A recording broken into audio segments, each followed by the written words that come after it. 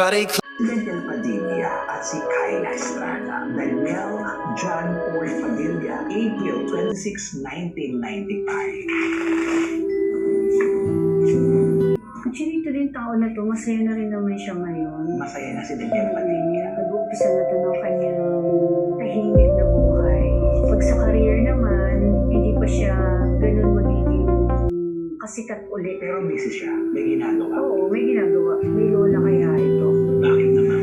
May death card siya. Pag sa pag-ibig, masaya to. Okay. Pag sa kanyang buhay, kontento na to.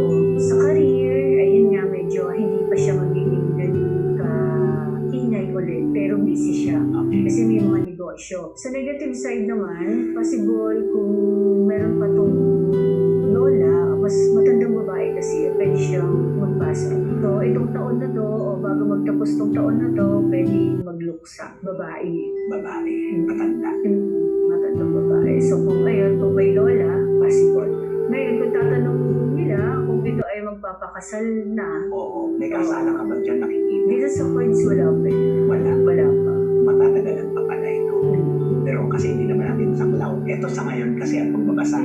Baka bukas makalawa. Iba. Nagbabago kasi to. Oo, ayan, para kay Daniel, sa mga tagaha kay Daniel, maganda, tahimik ang kanyang love life, masaya siya. Ayan, next, punta tayo sa kanyang karelasyon, Kyla Estrada, March 16, 1996. Tahimik din talaga itong dalawang to, magkarelasyon na to. Pag sa pag-ibig, itong tao na to, mapagbigay, lagi siyang umiintindi, malawak ang kanyang pangunawa, ganun siya magmahal. Sa career, medyo ganun din, hindi din siya ganun ka-ingay ngayon. Kasi mas ini-enjoy niya yung private na pamumuhay. So sa pag-ibig, tulad na sinabi ko, mapagbigay. Sabihin natin na naghihintay siya ng o proposal ni Daniel. Tapos may lumabas pa rin na possible siyang mabuntis. Alam mo sa last nila natin sa kanya, yan din, di ba? Ayun siya. Nandito na siya sa present. Nasa present na. So malapit-lapit naman. Malapit na siya. Oh. Wala namang masama kasi may boyfriend naman siya. Nagmamahala naman sila at blessing yan. Correct. Diba?